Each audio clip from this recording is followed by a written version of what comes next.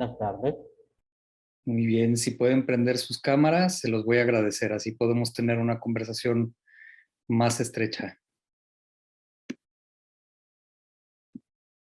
Hola, ¿qué tal? Ale, bienvenido. Buenas tardes a todos desde México. Entonces comienza a ser debatido. Muy bien. Hola, Fátima, mucho gusto. Muy buenas tardes. Bienvenida.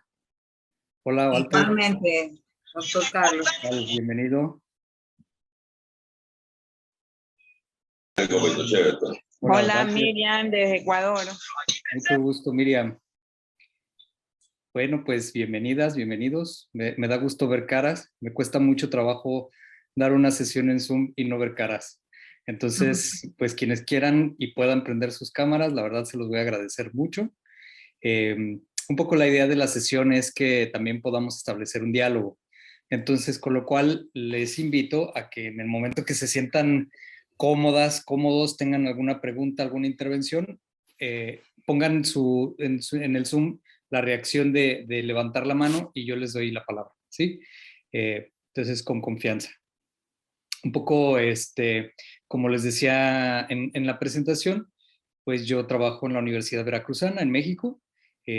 Soy investigador y edito una revista de investigación y además, por otro lado, soy periodista y soy divulgador del conocimiento. Entonces, este tema de la redacción de textos es bastante familiar en mi camino profesional.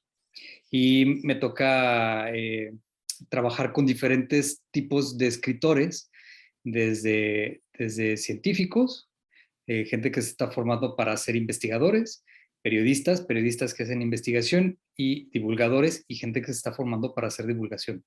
Entonces, desde ahí espero poderles aportar un poco en estas sesiones y les digo, siéntanse con la confianza de poderme interrumpir cuando quieran. Vamos, en estas sesiones que van a trabajar conmigo, vamos a hablar primero de las características de la redacción científica, de la redacción académica, porque tiene algunas particularidades con respecto a otro tipo de escrituras, que es en lo que nos vamos a centrar básicamente hoy. Entonces, si les parece bien, vamos a empezar con la sesión. Voy a compartirles pantalla y vamos a hablar de qué es esto de la escritura académica. Ustedes, a ver, nada más un poco como para, yo sé que ya llevan varios módulos y a lo mejor vamos a reiterar algunas cosas que ya han visto. Si es así, me lo dicen también con toda confianza. Y me gustaría, antes que nada, que me dijeran desde lo que ya saben, lo que les han dicho, lo que han leído o su experiencia, ¿qué entienden por escritura académica? A ver, pongan nada más su reacción para participar. Levanten la mano para que yo pueda verlos, porque no puedo verlas a todas y a todos.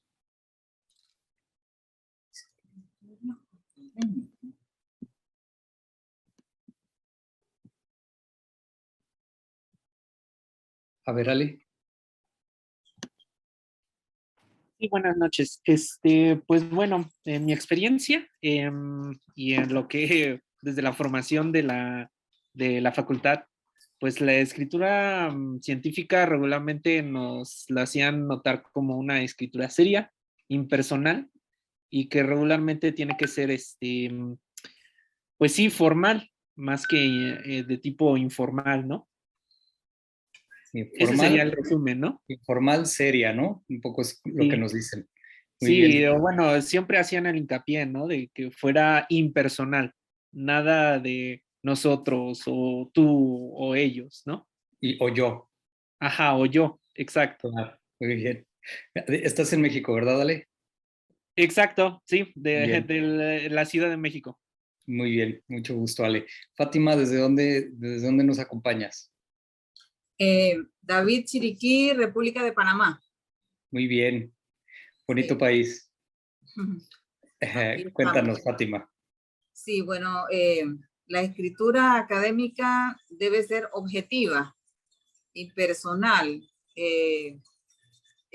Debe cumplir con aquel principio de parsimonia. No debe faltar nada, pero no debe haber nada en exceso.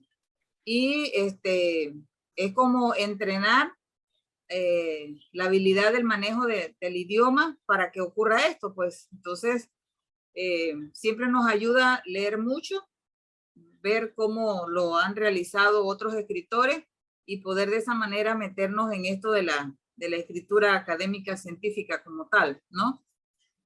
Dista mucho de ser escritura de literatura o escritura administrativa, que también tiene sus propias características, y bueno, es el eje común, se supone, en que nos debemos saber comunicar las personas que deseamos, queremos o pretendemos estar ayudando o acrecentando el conocimiento, perfeccionando el conocimiento. Entonces, para eso, pues, es como una competencia a nivel superior muy definida. Y en lo particular, pienso que sí se puede alcanzar, pero claro que va a significar para nosotros poner un gran esfuerzo para poder realizarlo. Es como aquel que quiere tener muy buenas condiciones físicas, entonces va a dedicar, qué sé yo, 4, 5, 6 días a la semana para esa condición física, ejercitarse físicamente. Entonces así la escritura académica necesita ese ejercicio intelectual de la persona que tiene la aspiración, pues, de entrar en esta expresión, en este uso del lenguaje con un fin muy específico. Gracias. Gracias, Fátima. Nada más para saber en qué lenguaje nos estamos comunicando, ¿de qué área del conocimiento eres, Fátima? De psicología y educación y administración. Muy bien. Por aquello de irse uno actualizando y demás, no me he quedado en una sola área porque los requerimientos laborales así lo han exigido, y entonces tenemos esa unión: psicología, administración y educación.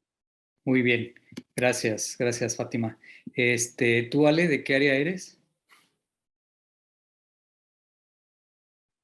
Veterinaria, ciencias biológicas, vaya. Muy bien.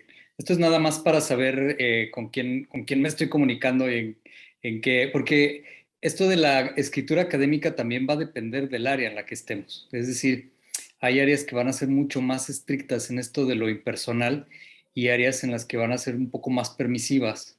Es decir, lo que conocemos como las ciencias duras suelen ser como más rígidas en el manejo del lenguaje, y las áreas humanísticas pues tienen un poco más de flexibilidad en ese sentido. Entonces es bien importante también saber de qué área de conocimiento estamos comunicándonos. Bueno, Walter, ahí ves mejor la presentación, ¿no? Ya está más centrada. Tenía yo no pongo la presentación en pantalla completa porque si no yo los dejo de ver a ustedes. Entonces ahí espero que la puedan ver. Dice este autor, que les recomiendo, ahí les pongo la bibliografía, este autor que se llama Orfelio León, cómo redactar textos científicos en psicología y educación, justamente, Fátima, un autor que te puede interesar, que de nada sirve haber hecho una buena investigación si no se comunica bien. Es tan importante comunicar la ciencia o el resultado de nuestras investigaciones como la misma investigación. De ahí la importancia de que estemos ahora acá, ¿no? Dice este mismo autor, ¿cómo quiere usted que sea la redacción de su tesis o artículo?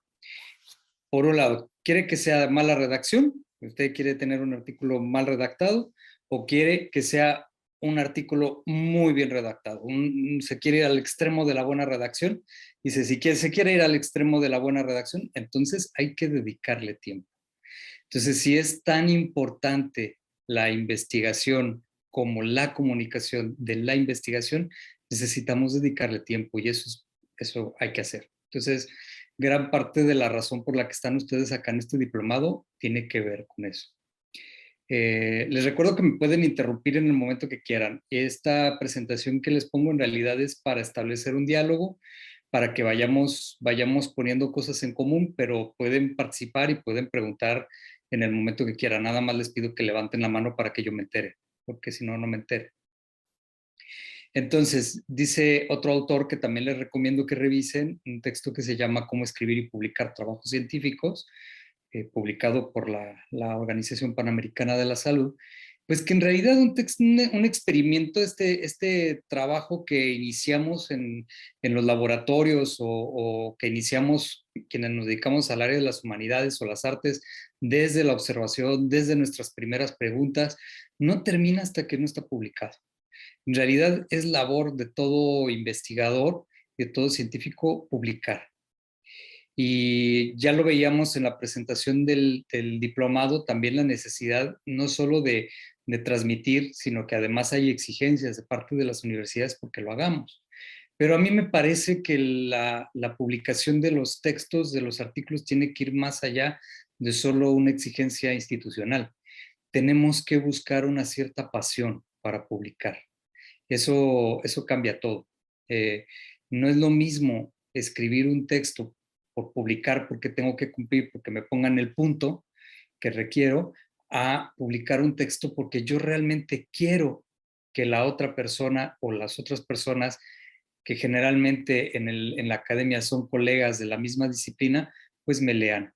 Y no solo que me lean, sino que además repliquen lo que yo estoy publicando, lo que yo estoy queriendo transmitir. Entonces, ahí, digamos, hay un punto en el que el investigador también se convierte un tanto como en divulgador de su propio conocimiento en estos artículos. Y eso no lo debemos de olvidar. Tenemos que buscar, sí, esto que nos decía Nale, que nos decía Fátima, esta rigurosidad que debe tener el texto académico, pero que no debe perderse ese punto de comunicabilidad o de divulgación del conocimiento. Es decir, que la gente lo lea y que lo pueda entender, pero que tenga un punto también de emocionalidad para quien lo lee. Muchas veces esa emocionalidad tiene que ver con los hallazgos que nosotros estemos presentando en nuestra investigación. A veces también con la forma como lo presentemos. Hay ciertos mitos con respecto a la rigidez de los artículos académicos. Hay que tener cierta estructura para escribirlos, es cierto, sobre todo si queremos que nos los acepten en algunas revistas indizadas, y eso es muy importante. Pero también hay que pensar que eso realmente es nuevo, esa forma de evaluar los artículos. Yo digo, cuando la gente dice que tienen que ser demasiado rígidos y no abrir como cierto margen a la creatividad, yo digo, pues ya le dimos un balazo a Platón. No sé si ustedes han leído a Platón, ya han leído los diálogos de Platón, lo creativos que son. Y miren la fuente de conocimiento que son y la fuente de creatividad que también son.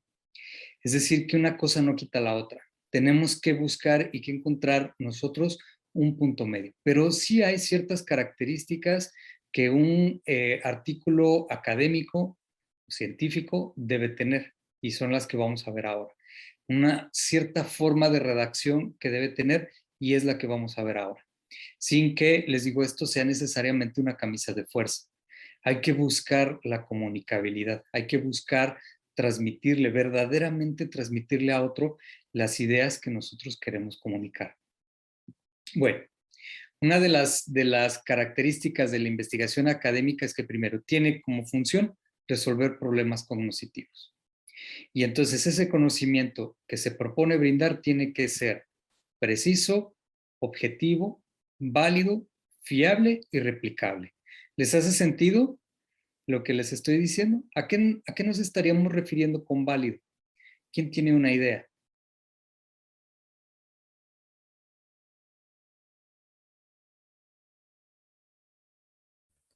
Que realmente sea verídico, pues, o sea, y que, que sea real.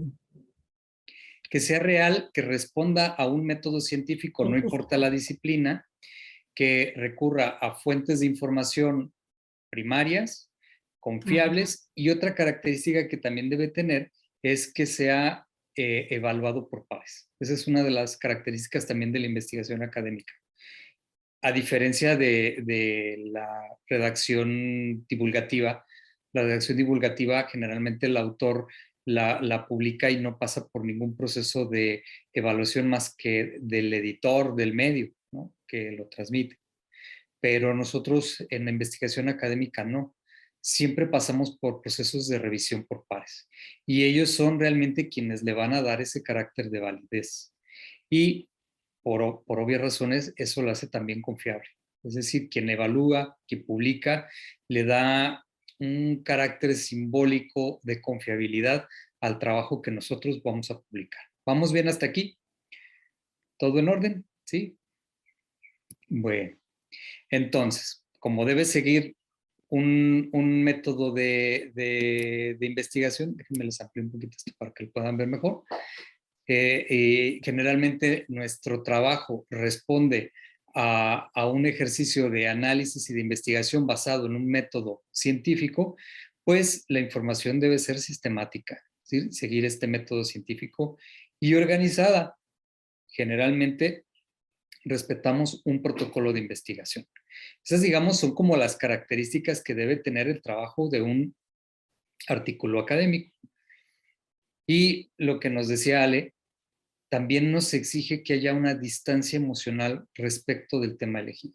Y aquí también sumo lo que nos decía Fátima, es donde esto se distancia de la literatura. O sea, la literatura muchas veces busca la emocionalidad, busca crear imágenes mentales, busca que nos emocionemos con lo que estamos leyendo, que nos cuenta historias. Aquí no, nosotros vamos a tratar de buscar una cierta distancia emocional respecto del tema elegido. Y depende del área de conocimiento, esto va a ser aún más riguroso, digamos, en este sentido, o menos riguroso. Normalmente las áreas de las artes, las áreas de las humanidades, nos dan un poquito de margen mayor a la creatividad en el manejo de las palabras, en el manejo de las frases, que en otras áreas como la física, la química, la biología, donde en realidad todo trata de ser como muy preciso, ese lenguaje. Pero escribir casi siempre, yo no sé cuál es la experiencia que tengan ustedes escribiendo. Yo no sé si es la primera vez que se están enfrentando ustedes a este proceso de escribir. Pero para quienes llegan por primera vez, tienen como muchas dudas con respecto a escribir. Sienten que no pueden, o no. Sienten que escribir es una de las cosas más difíciles que hay en el mundo, las más complicadas, y casi siempre eso suele ser un mito, porque escribir se aprende, es un oficio. Y como todo oficio, lo que requiere es trabajo, horas de dedicación y pues eso, o sea, tener confianza también en que conocemos nosotros cómo escribir. Dice el diario El País, esta cita me gusta de ellos. Dice, como al fin y al cabo a todos nos enseñan a leer y escribir, es decir, los que estamos en este nivel y ahora en esta sesión, pues sabemos leer y escribir.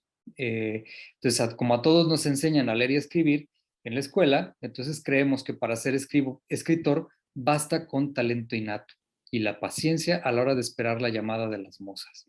Pero no, esto es un oficio y también se aprende. Es decir, si hay un cierto talento y si lo tenemos, mejor, mucho mejor. Si hay momentos en que necesitamos cierta inspiración, esa hora de las musas, es cierto, pero casi siempre y la mayor parte del trabajo que tenemos que hacer es trabajar.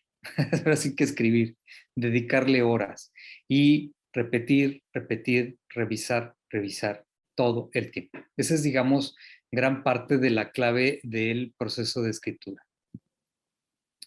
Necesitamos dos cosas para poder escribir. Dos, digamos, competencia y actuación. Para escribir, para tener esta competencia, ¿a qué le llamamos competencia? A conocer el código escrito, es decir, conocer las letras, las palabras, los signos de puntuación, la gramática, la sintaxis, el idioma, etc. Hasta ahora, todos los que estamos acá tenemos esa competencia, ¿no? Todos hemos pasado por ese proceso. La otra habilidad que se requiere es la que se conoce como actuación, que es cómo componer el texto. Es decir, la forma como acomodamos las palabras, como acomodamos las frases, cómo construimos los párrafos, cómo acomodamos un párrafo y otro párrafo y luego los capítulos, etcétera. Esa es parte de una habilidad que también se aprende, pero que también tiene que ver mucho con sensibilidad y sobre todo con el bagaje cultural y de lectura que tenga cada quien. Entonces, con esto quiero decirles que para aprender a escribir, lo primero que se necesita es aprender a leer. Es difícil que tengamos un buen escritor que sea un mal lector. Casi siempre un buen escritor es un buen lector. Entonces, una recomendación que yo les doy, pues es que lean bastante. Entonces, la competencia es saber, sabemos escribir, sabemos poner palabras en una hoja, teclearlas en la computadora, y la actuación es saber hacer. Lo que venimos nosotros a hacer acá, cuando menos en estas sesiones conmigo, es a saber hacer, porque la competencia ya la tenemos. Lo que vamos a aprender es a desarrollar esta habilidad que denominamos actuación. ¿Vamos bien hasta aquí? ¿Hay alguna pregunta, alguna duda? No me dejen avanzar si les van quedando dudas, y si tienen comentarios, se los agradezco. ¿Alguien por ahí?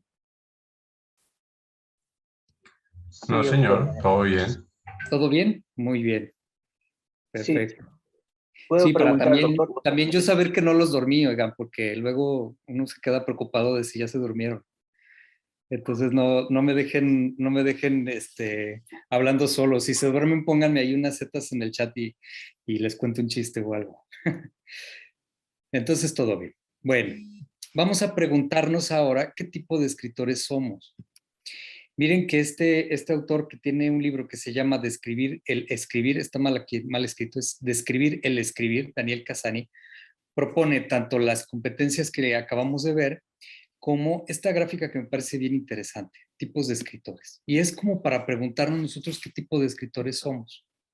Vamos desde el lado de la derecha, donde está el escritor no iniciado. ¿Quién es el escritor no iniciado? Aquel que no ha adquirido el código, conocer las palabras, el idioma, la gramática, la sintaxis, y que tampoco tiene muchas habilidades en procesos de composición o quizá ninguna. Ese es un escritor no iniciado. Creo que ninguno de nosotros estamos aquí.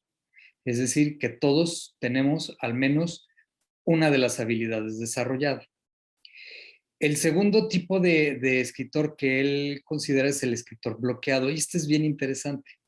Es decir, aquel que conoce el código, que sabe redactar, que conoce las palabras, la gramática, etcétera, pero que la composición del texto se le complica, que está o no sabe cómo hacerlo, o porque nos pasa a todos, de repente pues ese día no hay inspiración, no sé cómo hacerlo, hoy no me fluye ninguna idea. Ese es, digamos, el escritor que él llama bloqueo.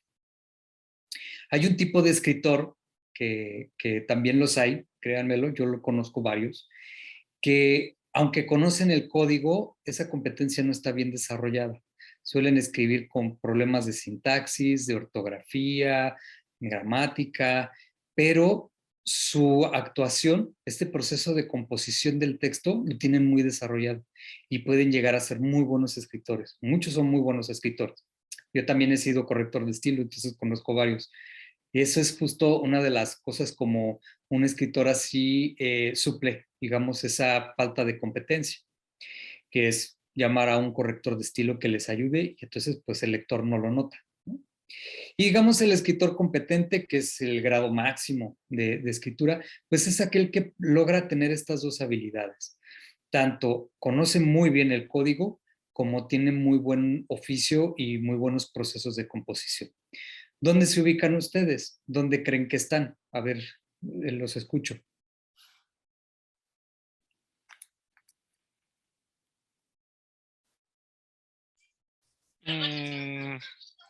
No lo sé, es muy difícil poder decir en qué tipo de escritor, sin ser egocentrista. Yo creo que más bien, o bueno, no tanto egocentrista, sino yo me consideraría como que es muy común colocarme en ese escritor bloqueado. Es muy común bueno, yo apenas me estoy formando en esta parte y a veces sí cuesta mucho trabajo porque nos estamos centrando cuando salimos de la carrera de cualquiera en que te seas muy muy técnico en lo que es tu área, pero nadie te enseña cómo escribir y cómo comunicar eso que tú ya aprendiste a lo largo de la carrera, sea cual sea la carrera. Exacto. Y nos vamos ubicando como en una u otra parte de esta gráfica, ¿no? Pero William dice que de todo un poco. Sí, William, de todo un poco. Marcelo, Fátima, no sé si tienes, perdón, Marcelo, ahorita te doy la palabra, no sé si tienes levantada la mano para participar o se te quedó levantada. Les pido que cuando dejen de No, participar la bajen para yo sí, saber. sí, correcto. No, un Gracias. poquito, quizás un paso atrás, pero que claro que se hila con esta gráfica que tenemos aquí, que es excelente, sobre todo de manera didáctica para aquellas personas que desean, por ejemplo, hacer una investigación, una tesis y demás. Uno le indicaría que realmente primero veamos dónde estamos con esto. Es una herramienta súper valiosa. Muchas gracias. Lo No, de otro qué. es que nos quedamos allá en el hecho de la lectura, pero día con día vemos con asombro cierta escepticismo, que esto de que la gente lea de manera comprensiva y demás se ha trastocado un poco ahora con la tecnología. Es una de los, quizás de los menos de la tecnología. El chat y demás, donde la gente escribe como desea escribir y demás. Entonces, allí me quedé pensando y luego ya pasó muy bien a darnos esta forma gráfica de hacer esta autoevaluación que es realmente muy útil y realmente pues muchas personas no van ni siquiera a tener la competencia inicial porque realmente no saben leer. O sea, en los estudios que estamos viendo que están saliendo, nuestra niñez y nuestra juventud está leyendo menos. Entonces, realmente preocupa hacia dónde vamos como humanidad en relación con el adquirir estas competencias y poderlas lograr. Muy interesante su planteamiento.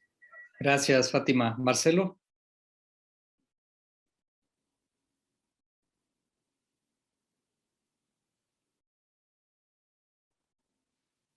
Estás en mudo, Marcelo. Ok, listo, mil disculpas. Muy buenas noches con todos, doctor, buenas noches. Bueno, como les decía, yo estoy más en el área, en el lado, como decía el compañero, del escritor bloqueado.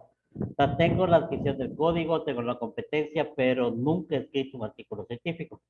Me interesó mucho este proceso de diplomado porque realmente quiero iniciarme en esto, pero como dijo el compañero también, muy complicado. Yo, por ejemplo, escribo y siempre he escrito poesía, pero es totalmente diferente, no tiene nada que ver lo uno con lo otro. Entonces, sí se me ha hecho bastante fuerte, bastante difícil. A nosotros, pues, nos obligan en el trabajo ya a elaborar artículos científicos y por eso también, pues, estoy acá. Sin embargo, estoy aprendiendo mucho, pero igual, o sea, todavía sigo como un escritor bloqueado, realmente. Muy bien, gracias, Marcelo. No, bueno, y qué bueno, gracias por decirme. Les pido que bajen la mano cuando dejen de participar para yo saber cuando vuelvan a pedir la palabra, yo enterarme. Realmente me gusta que me compartan quiénes son, porque están acá, también para yo saber cómo comunicarme con ustedes, ¿no? Gracias, Marcelo, por contarme que estás en este proceso de aprender. Supongo que la mayoría está en ese proceso. Y una de las cosas que nos pasa cuando vamos a aprender a escribir es, y nos preguntamos, ¿y yo seré capaz de escribir? ¿Yo seré capaz de comunicar algo? ¿No? Eso nos genera un montón de nervios, de dudas, y nos puede paralizar. Es decir, nos podemos convertir en este escritor bloqueado, pues porque nosotros decimos, es que yo no soy capaz, yo no tengo esa habilidad de composición de textos desarrollada, yo soy incapaz. Les voy a poner un video. Lo tengo con idea como, pues para quitarnos un poco como ese prejuicio y que vean que a todos nos pasa, que eso no nada más a quienes estamos iniciándonos en la escritura, sino que a quienes tienen una carrera muy amplia en esto de escribir, también le pasa. Vamos a ver un diálogo entre dos grandes escritores, un diálogo entre Pablo Neruda y Gabriel García Márquez. ¿Les suena? ¿Los conocen? Vamos a ver una conversación que tienen ellos dos y bueno, la vemos y la platicamos después de que la vean. Me dicen si se escucha bien.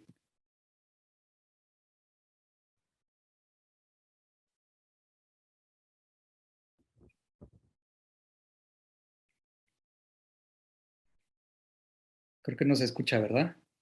No, ¿No se está escuchando? No, señor. Es que creo que el problema es de aquí de mi computadora.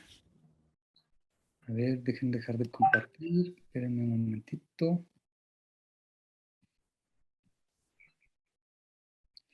Hace rato se escuchaba perfecto. La tecnología tiene sus trampas, ¿saben? De repente cuando uno cree que todo está bien, Sí. a la hora que está uno ya al aire, Yo he falla la... aprendido a disminuir el impacto. Pienso que algo va a salir mal y ya me ¿Verdad? libero un poco del estrés. Cuando sale mal, ya yo sabía. Sí, sí, sí. Vamos a ver cómo se arregla. Bueno, déjenme ver cómo lo arreglo. Vamos a lo que sigue y ahorita resolvemos esto del video. Si no, se los pongo la próxima semana para no perder demasiado tiempo, porque no sé realmente por qué no se escucha. Si se escuchaba perfecto hace un ratito. Bueno, ¿cómo vamos a mejorar nuestra escritura? Esa es una buena pregunta. Como les decía, escribir no se va a resolver por arte de magia. No va a llegar el hada madrina a tocarnos con su varita y a decirnos, hoy ya eres el gran escritor, la gran escritora que el mundo estaba esperando. Eso no va a pasar. Lo primero que tenemos que hacer es leer. Tenemos que convertirnos en lectores. ¿Cierto lo que dice Fátima? Que la gente cada vez leemos menos. Nos han acostumbrado a que el tiempo de lectura es cada vez más breve, cada vez es más audiovisual nuestra cultura y cada vez menos lectora. Pero si nosotros queremos convertirnos en alguien que pueda escribir y que tenga desarrolladas estas habilidades que hemos mencionado, pues mi recomendación es que sí leamos y que busquemos tiempos de lectura, que leamos de todo un poco, que leamos revistas, artículos de periódicos, que leamos literatura. Es muy importante leer literatura. También es importante leer poesía, porque si queremos desarrollar esta habilidad de la composición y del manejo de las palabras y el manejo de las frases, porque créanme que hasta un texto académico tiene ritmo de lectura. O se lee fácil o se lee difícil. Pero, y ahí bueno, pues yo que me dedico también a editar textos académicos, uno agradece un texto que está bien escrito. Y un texto bien escrito es aquel que uno lee sin detenerse a pensar qué dijo de principio a fin. Que todas las ideas están bien puestas, que todo se entiende bien y que uno dice coloquialmente fluye, una lectura que fluye. Pero una lectura que fluye y alguien que tiene la habilidad de hacer que una lectura fluya, pues es alguien que ha leído mucho también y que ha trabajado mucho en esa escritura. No sale un texto bueno a la primera, créanmelo, eso no ocurre. Entonces, ¿qué necesitamos para mejorar nuestra escritura? Pues esfuerzo, tiempo y dedicación. A ver, voy a leer aquí rápido aquí en el chat, dice Walter, es interesante la reflexión de que las nuevas generaciones no evidencian ciertas competencias, pero hay que resaltar que ellos tienen o están desarrollando otras, ciertamente. Forma parte de las generaciones. Las nuevas generaciones tienden a romper paradigmas y generar nuevas ideas. Sí, es cierto. Vamos empezando a dialogar con diferentes formas de comunicación. Ahorita pues nos toca aquí en estas sesiones el tema de la escritura.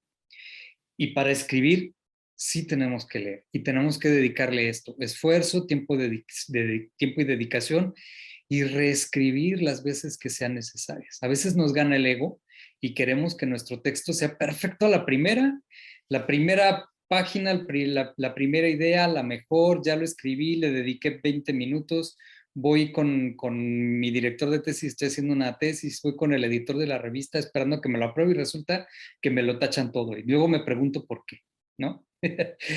Pues tenemos que revisar mucho nuestro texto antes de entregarlo. Esa es una de las reglas. Y la otra es que tenemos que bajarle algunas rayitas al ego y agradecer los comentarios de los editores, de los directores o de los pares cuando nos hacen algún dictamen a alguno de nuestros textos. Eso es parte de poder perfeccionar la escritura académica. Y yo digo, en lugar de pelearnos con lo que nos están haciendo de recomendación, tratar de asimilarlo para mejorarlo y hacerlo obviamente mejor la siguiente vez. Entonces, hay que tener una cierta actitud también de pulir y limpiar nuestros escritos. Y miren que se lo digo yo que tengo poca paciencia. Yo soy muy impaciente cuando me revisan un texto, pero tengo mucho oficio desarrollado y trato de que mi texto esté bueno desde la primera, para que no me lo regresen tantas veces, porque a mí no me gusta que me lo regresen. Pero también tengo muchos años escribiendo, muchos años editando textos, muchos años corrigiendo. Entonces, digamos que eso, cuando yo entrego un texto, llega como ya con muchas horas de trabajo detrás. Pero sí, siempre tiene uno que tener una actitud de cierta humildad frente al texto, ¿no? Otra cosa de los errores comunes y que hay que tratar de resolver pronto es la coherencia en el uso de tiempos verbales. Eso pasa muchísimo, ¿eh? Es uno de los errores más comunes en un texto. Tenemos que escribir, si escribimos en un presente histórico, todo el texto en un presente histórico, o si lo escribimos en pasado, todo en tiempo pasado. Por ejemplo, Pancho Villa inicia, bueno, no, la Revolución Mexicana inicia en 1910. Ese es un presente histórico. Si vamos a presentarlo así, tenemos que sostener todas las frases en ese presente histórico. Es decir, la Revolución Mexicana inicia en 1910, Pancho Villa es uno de los caudillos. Un error sería, la Revolución Mexicana inicia en 1910, Pancho Villa fue uno de sus caudillos. Notaron la diferencia, ¿no? Ahí hay una incongruencia en tiempos verbales. ¿Cómo sería en pasado? La Revolución Mexicana inició en 1910, Pancho Villa fue uno de sus caudillos. Esa es una de las cosas que tenemos que cuidar, pequeños detalles. Otra cosa que como recomendación para mejorar la escritura es utilizar diccionarios. Siempre háganse de un arsenal de diccionarios, siempre. No se confíen a que conocen el significado de las palabras. Si es una palabra nueva, si es una palabra que quieren emplear por primera vez porque les sonó muy, muy importante, pues buscar que realmente el significado de la palabra sea lo que yo estoy pensando, porque a veces decimos una cosa por otra. Entonces hay que tener ese cuidado. Y también tratar de repetir las ideas y los términos constantemente. La excesiva repetición también hace que la escritura no fluya bien, se vuelva pesada. Y una de las recomendaciones, como lo decía Ale al principio, es cierto, es tratar de despersonalizar. Es decir, en un texto académico, estamos hablando de textos académicos, pues tratar de hablar las veces menos posibles del yo, del tú, del nosotros. Casi siempre como en un lenguaje más neutral, más despersonalizado. Sin Disculpe, embargo, sí. pregunta. Ahorita mencionaba un poco de que, bueno, es importante tener un diccionario y yo estoy muy de acuerdo con eso, ¿no? A veces no es, a pesar de que nosotros hablamos la lengua española o el español, ¿no? No podemos conocer todas las palabras. Existen, sigo aprendiendo palabras, ¿no? Pero a veces lo que yo me he dado cuenta, eso fue hace poco con un artículo, que no entendían una palabra que es muy utilizada, por ejemplo, ipsilateral en medicina, y nos preguntaban qué significaba eso cuando se tradujo al inglés. ¿Qué tan recomendable es a veces utilizar palabras muy técnicas que estarían muy, muy en específico para el texto, pero a veces no es posible que lo entiendan en la lengua inglesa? ¿Qué tan recomendable es utilizar esas palabras más elegantes, por decirlo de alguna forma, al momento de escribir? Bueno, a ver, depende de la palabra, porque si es una palabra muy técnica o una palabra muy del lenguaje del área a la que estamos hablando, pues es muy recomendable, porque esa palabra puede ser la más precisa para explicar lo que yo quiero explicar, porque una de las características del lenguaje académico es la precisión. Pasa a veces que las palabras surgen en determinados contextos y no se entienden en otros. Hay palabras del inglés que no son fáciles de traducir al español, o viceversa, como la que mencionas. Ahí, ¿qué ocurre? A mí me ha pasado. Yo soy investigador en artes escénicas. Hay palabras que no se pueden traducir al español, que surgen, su contexto es el anglosajón, ¿no? Y no se pueden traducir al español. ¿Qué pasa ahí? Que en una traducción al español dejas la palabra en el idioma original y aclaras que no existe un término pues que se pueda traducir. Ahora, si eres experto, muy experto en el tema, a lo mejor puedes arriesgarte a traducir la palabra inventando una palabra nueva. Pero ahí tienes que ser tú un verdadero experto en el tema y una autoridad, digamos, para que esa traducción, esa propuesta de palabra en el idioma, porque vas a introducir una palabra nueva, pues se considere válida, ¿no? Pero ahí sí va a depender mucho de cada concepto. Sí va a depender de eso. Sí, Gloria. A mí cuando escribo así, estoy escribiendo algún texto, a mí me ayuda mucho, además del diccionario, tenerlo al lado, es leer en voz alta y escucharme. Eso para mí es fundamental y a veces lo leo 1, 2, 3 veces, lo que sea necesario hasta que a mí al oído me suene más o menos correctamente, porque también me ha pasado que hice una escritura hace rato y cuando la vuelvo a leer digo, ¿cómo yo puse eso ahí? O sea, como que lo pudiera haber hecho mejor. Eso también me pasa. Sí, y ahora, fíjense, dos cosas importantes de lo que compartes, Gloria. Una, hablar, leer en voz alta lo que escribimos es uno de los mejores ejercicios que podemos hacer. Pero mejor que eso es que alguien nos lea en voz alta. Eso también. Que nosotros podamos escuchar nuestras palabras en la voz de otra persona, porque además esa persona, si no está bien escrito, se va a empezar a trabar. Si no están bien puestos los signos, si no están bien construidas las frases, se va a empezar a trabar. Y nosotros ahí lo vamos a poder detectar, ¿no? Entonces ayuda. Y bueno, es un estupendo ejercicio escucharnos leídos por otra persona. Estupendo. Y, la otra cosa que te iba a decir de lo que dijiste. Espérame, se me fue el avión. Así decimos en México cuando se nos olvida algo, ¿verdad, Ale? Se nos fue el avión. Se me fue el avión de lo que les iba a decir, que era una cosa también importante. Bueno, ahorita me acuerdo y les digo. Pero mientras seguimos acá y ahorita que me regrese el avión, les digo. Tenemos cualquier trabajo, cualquier escrito que hagamos, eso se lo recomiendo. Esto no pasa mucho en la academia, créanmelo. No consideramos al lector. Y es bien importante que consideremos al lector, consideremos al otro.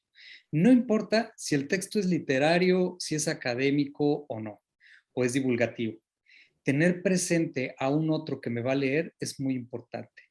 Y cuando yo tengo presente a un otro, voy a buscar, y eso de manera intuitiva, en un principio y después con el tiempo se va convirtiendo en un oficio, voy a buscar su motivación, que se motive leyéndome. De ahí que deja de ser una escritura tan fría, ¿no?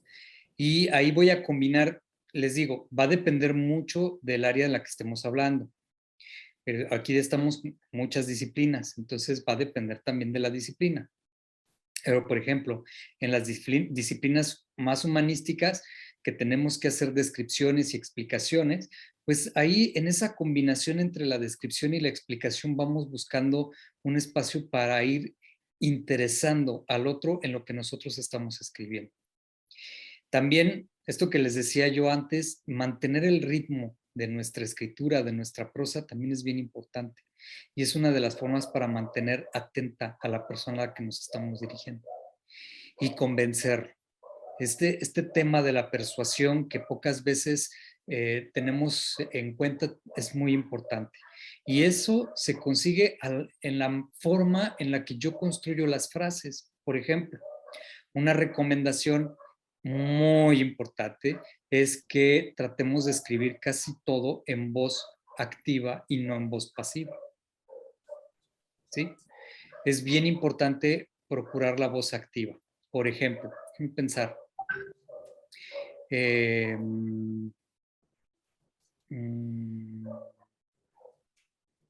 Los libros fueron escritos hace 1000 años por 2 científicos. Los libros fueron escritos hace 1000 años por 2 científicos. Ese es un ejemplo claro de voz pasiva. Y cuando nosotros hacemos frases en voz pasiva una tras otra, tras otra, tras otra, vamos haciendo un texto cansado. Y ahí el lector se va aburriendo un poco la lectura. Si lo hacemos en voz activa es mejor. 2 escritores escribieron estos libros hace 200 años. Esa es la voz activa. Y la voz activa está más relacionada con la forma natural del idioma español. ¿Cómo es la forma natural del idioma español? Sujeto, verbo, complemento. Entonces, la recomendación es que tratemos de construir frases, la mayor parte de las frases, en ese orden. Eso le va a dar mucha más agilidad a un texto que de la otra manera, ¿sí? Y la persuasión va a depender mucho también del tema.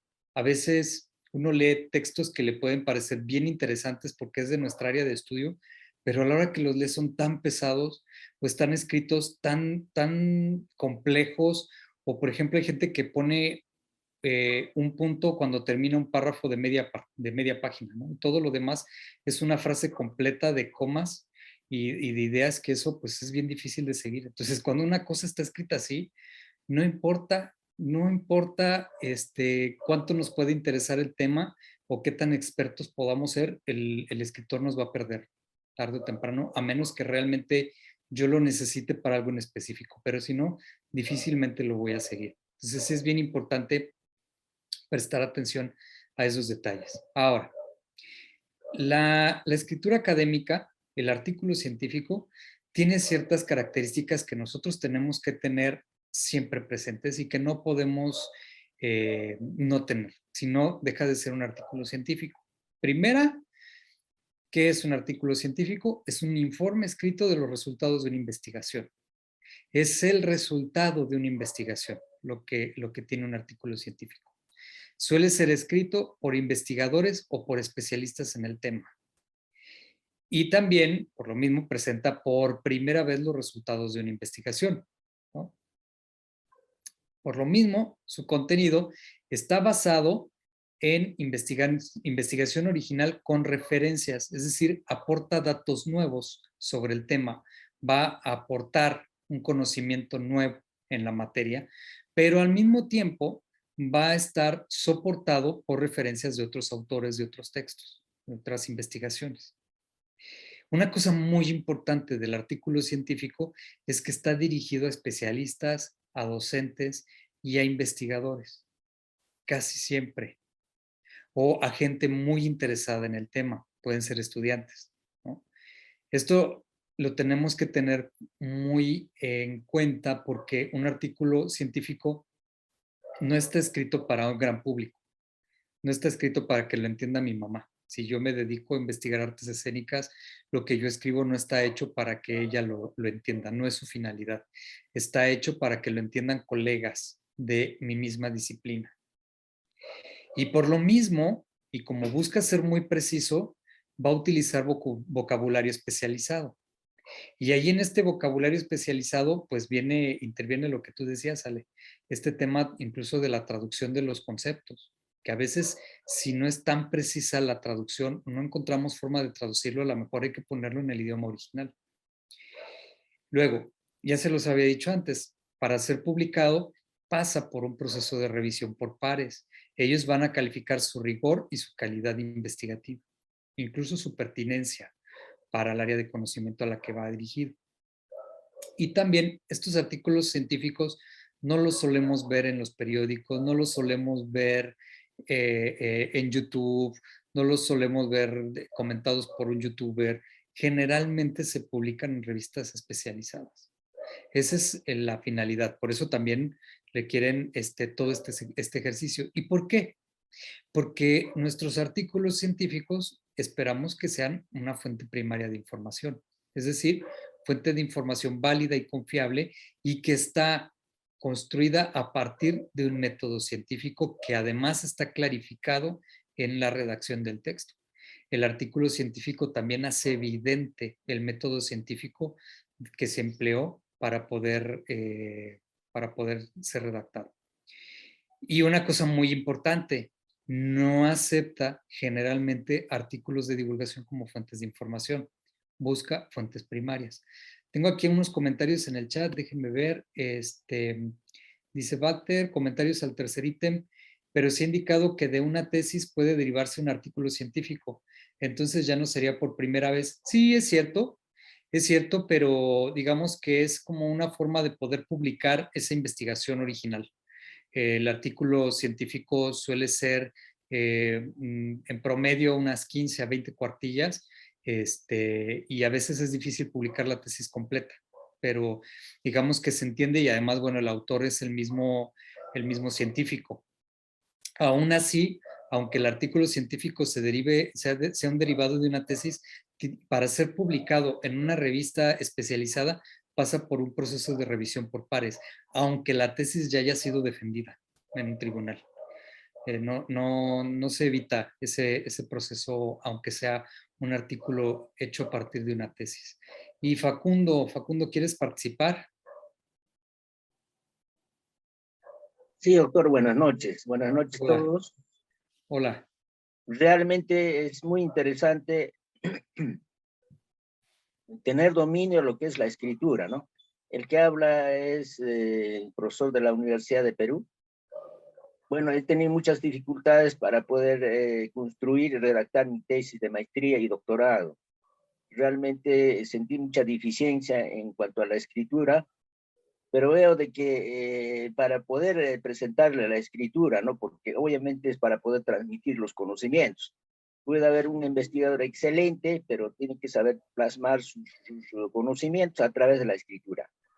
Y el lector en realidad que va a leer el trabajo de investigación va a tener que interpretarlo, lo que uno está transmitiendo, pero no tiene opción para poder preguntar. Por eso que decía de que la escritura debe ser breve, clara y conciso y formal, dice, ¿no? Entonces, esa parte de la formalidad no se refiere, doctor, a lo que son las normas, porque hay que escribirlo de acuerdo a las normas, ¿no? Por ejemplo, una tesis de maestría, de pregrado o doctorado tiene que ser escrito bajo las normas que tiene la universidad, ¿no? Bajo esas normas hay que tratar de escribir. Y otro para publicar, por ejemplo, las revistas pide cumplir los protocolos, ¿no? Los protocolos, por ejemplo, hay que redactar o escribir bajo la norma APA, o Vancouver, o Chicago, ¿no? Entonces, si no se cumple la escritura a través de las normas, obviamente vamos a tener que ser descalificados, observados, todo eso. Entonces, por ese lado, no sé si nos podría aclarar, porque se escribe pues bajo las normas gramaticales inclusive. Porque para construir, por ejemplo, una oración, un párrafo, en realidad hay que saber construirlo, el párrafo. Y el párrafo debe ser coherente, y debe tener cierto nexo, debe tener idea principal, pero los párrafos lo construyen para poder convertir en texto. Y el texto, ¿qué cosas? Pues el texto en realidad es la textura, dicen. Es construir como un tejido, ¿no? Una artesanía de la forma cómo hacer la escritura. Es muy maravilloso realmente, ¿no? Unas capacitaciones también que he tenido lo que es, digamos, la parte de la escritura, porque si no manejo bien la escritura, bueno, no se puede realmente transmitir también los conocimientos, porque vamos a tener siempre una deficiencia, ¿no? A nivel de los estudiantes, muchas veces los profesores somos jurados y somos asesores, mejor dicho, de las tesis. Hay una serie de deficiencias, ¿no? En cuanto para la redacción, en la escritura. Y la parte de las normas y reglamentos, no sé si nos podría aclarar un poquito más, doctor, por favor. Sí, esas vamos a ahondar un poco en la siguiente sesión. Vamos a hablar de ello. Con respecto a las habilidades, por eso yo parto de las habilidades, pues tenemos que aprender a desarrollarlas, Facundo. O sea, no se da de la noche a la mañana. O sea, si reconocemos que es muy importante reconocer que tenemos poco desarrolladas esas habilidades, es muy importante reconocerlas. Cuando ya las reconocimos, estamos del otro lado. ¿Por qué? Porque se trata nada más de trabajar y se trata mi recomendación es que si pueden, cerca de donde estén, se inscriban a talleres de escritura creativa. Perdonen que los perros del vecindario están todos alborotados y ahí no sé por qué, pero espero que no les esté haciendo mucho ruido en el micrófono. Yo les recomiendo que se inscriban a talleres de escritura creativa, aprender a ser dúctiles con las palabras, a jugar con ellas, a imaginar, a jugar. Es bien importante desarrollar eso. Entonces tenemos dos tareas importantes. Una, leer. Les recomiendo mucho de verdad leer literatura, leer poesía. Les va a ayudar a que el lenguaje les suene menos rígido y a sentir este ritmo y esta cadencia de las palabras. Pero es que eso es muy difícil de enseñar. Es más de ir adquiriendo la sensibilidad y se adquiere así. Entonces, sí. Y las normas, sí. Los artículos científicos, ahora sí que desgraciada o afortunadamente, depende cómo lo veamos, requieren seguir ciertas normas. Y si no, no nos los publican. Ahí lo que nosotros tenemos que, y por eso también está este diplomado, para que sepamos pues bien de qué se trata, cuáles son esas normas, pero también la recomendación es, una, cuando van a mandar un artículo a alguna revista académica, revisen cuáles son las normas, los requisitos que tiene, porque cada revista tiene su propio estilo de publicación. Y la otra es que lean los textos, algunos de los textos que están publicando, que publican ellos, para que vean qué es lo que sí aceptan. Y uno adquiere mucha sensibilidad a partir de leer y de observar los trabajos de otros. Eso también les va a ayudar como a imaginarse cómo puede ser el escrito que van a construir. Walter, no sé exactamente cuántas palabras tiene una cuartilla, pero lo que sí es que tiene, para hablar de una cuartilla, generalmente utilizamos un tipo de letra Times New Roman en 12 puntos y con 1.5 de interlineado. Si tú pones un escrito con esas características, en el Word te va a dar la cantidad de palabras que tiene. Yo la verdad es que no lo sé, no las he contado por cuartilla, pero así es como digamos se acostumbra a medir una cuartilla, con esas características de letra y de interlineado. Bueno, fíjense cómo dice, cómo ubicarnos en el texto. Hay 3 formas de ubicarnos en el texto como escritores. Uno es el uso de la primera persona en singular, hablar del yo. Otro, el uso de la primera persona en el plural, hablar de nosotros. Y el otro es impersonal. Se puede y se vale que podamos usar la primera persona del singular y la primera persona del plural en nuestros textos. Hay siempre un debate entre si debemos hablar de yo o nosotros. Algunas instituciones no aceptan un nosotros, un yo, por ejemplo, en un texto prefieren más que sea un nosotros, y otros prefieren es que sea totalmente impersonal. Aquí hay un ejemplo de que propone Umberto Eco. Él dice, por ejemplo, primera persona del singular, el artículo que es citado precedentemente. Ese es un ejemplo de hablar en primera persona del singular. Primera persona del plural, el artículo que hemos citado precedentemente. Ahí se habla de nosotros, aunque en realidad solo es una persona, ¿no? Es una forma modesta de escribir, porque hay quien entiende que si hablamos en el yo, primera persona del singular, suena un tanto pedante. Depende de dónde estemos y depende de quién lo acepte o no lo acepte. Lo ideal en un artículo académico es que tratemos, si vamos a usar esas primeras personas, sí, pero lo menos que podamos, y lo mejor es que sea escrito impersonal, como la tercera parte. El artículo citado precedentemente, y nos quitamos de problemas. Entonces, si utilizan esta tercera forma, se van a quitar de un montón de problemas a la hora de entregar un texto. Marcelo, tienes la mano levantada. Sí, muchas gracias, doctor. La verdad es que sí, en lo que yo tengo la experiencia de escribir poesía, por ejemplo, lo mejor es escribir artículo impersonal. Es mucho más elegante y es más sobrio para poder transmitir cualquier tipo de conocimiento. Entonces, aquí sí veo que es algo muy similar en ese aspecto. Eso quería. Sí, les digo, va a depender mucho también de la flexibilidad que tenga la institución, si es una tesis, por ejemplo, si la institución es más o menos flexible, o también depende de las áreas. Digo, por ejemplo, yo que vengo del área de artes, pues tenemos mucha más flexibilidad, donde este tipo de cosas se permiten mucho más. Donde incluso a mí me pasó con la tesis doctoral, que no me pedían que mejor hablara en primera persona del singular y quedara claro cuando estaba hablando yo. Me costó mucho trabajo hacerlo, pero la verdad es que una vez que empecé a escribir así, he de confesarles que sentí que realmente estaba hablando yo. Por primera vez sentía que estaba hablando yo y pude reconocer mi propia voz en ese escrito. Pero depende, les digo, mucho de las disciplinas y de las instituciones, si nos lo permiten o no. Lo ideal es, como tú dices, Marcelo, mejor irnos por lo impersonal y nos quitamos de problemas en este tipo de artículos. ¿Sí? Bueno. Como ven, a mí me preocupa mucho el lector. Yo me he dedicado, como vieron y les dije al principio, pues a la divulgación y he hecho periodismo, y entonces el lector para mí es una pieza clave a la hora de escribir. No puedo no pensar en un lector cuando estoy escribiendo. Entonces, creo que cualquier tipo de texto, académico o no, y más en los académicos, el lector tiene que tener claro qué investigación fue la que hicimos. ¿Por qué hicimos esta investigación? Nos dice este personaje, este autor León que les puse al principio, tenemos que convencer al lector de que merecía la pena realizar nuestra investigación. No importa si lo dijimos de manera impersonal o no, pero de alguna manera él tiene que tener claro que era una investigación importante.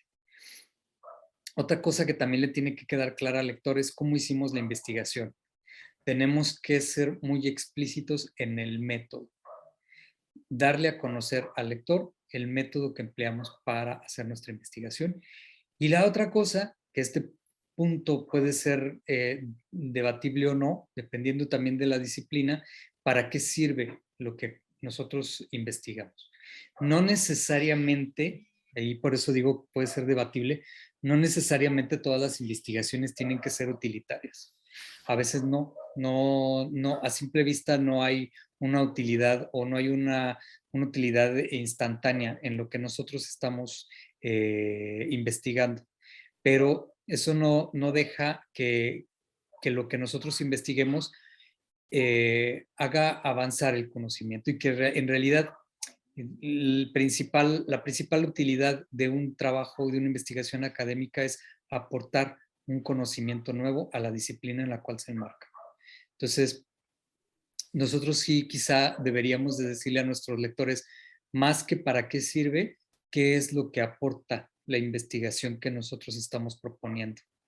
Y creo que eso pues hace ver como trascendente o no nuestro trabajo. ¿Vamos bien hasta aquí? ¿No hay preguntas, comentarios? No me dejen avanzar si de repente tienen algo por ahí, no se lo guarden, compártanlo. Y pregunten también, que yo estoy muy abierto. Perdona eso. 3 caminos para escribir mal. ¿Cómo escribir mal un artículo? ¿Levantaste la mano, Ale? Sí, perdón ahí por la interrupción, pero a veces esto es muy común que ocurre en el área de medicina o de, ¿cómo se llama? Ciencias biológicas, de que se tiene una sección llamada contribución clínica o contribución de la investigación. A eso mismo es lo que nos podemos referir a que ¿por qué se hizo esa investigación? ¿Por qué es interesante o innovador nuestra investigación? ¿Qué aportó en eso? Sí, nosotros tenemos que decir qué aporta, qué es lo novedoso de nuestro trabajo, porque las investigaciones tienen que aportar algo nuevo. Si no, pues no, digamos, a lo mejor ya estamos entrando en un terreno de replicar la investigación de alguien más, pero nuestras investigaciones sí tendrían que aportar algo nuevo, todas, aunque sea pequeño, pero sí aportar algo. Exacto, y en ese sentido, en ese apartado, ¿sí es correcto escribir de una forma ya más personal? O sea, nuestra investigación aportó tal. O sea, en ese pequeño apartado, diferente a todo lo que se escribió anteriormente. Sí, se vale. No es rígido, no es una camisa de fuerzas, ¿eh? O sea, escribir impersonal no significa que no se pueda hacer de la otra manera. Por supuesto que puedes decir nuestra investigación. Depende mucho de los criterios, les digo, de cada o institución o de cada publicación, ¿eh? Habrá publicaciones que a lo mejor no lo permitan. Otra forma de decirlo puede ser, esta investigación ofrece y nos quitamos el problema. Exacto, es que a veces me dio la razón con mis asesores de que no, aquí no se escribe y a veces es recibir el regaño y mejor agachar y sí, cometí el error y ni modo, a aprender a reconocer los errores, pero siento que puede ser una forma no tanto... porque a veces se cae en ese egocentrismo, ¿no? De que esta investigación tal, y a veces siento que es más correcto escribir la importancia de la investigación que tanto ser tan formal, ¿no? Sí. Dice Gilberto, el redactar de una forma interpersonal es lo mismo que redactar en tercera persona.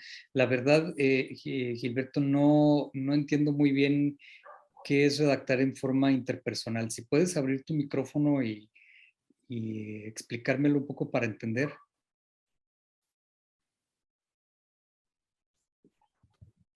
Muy buena tarde. Hola. Hola.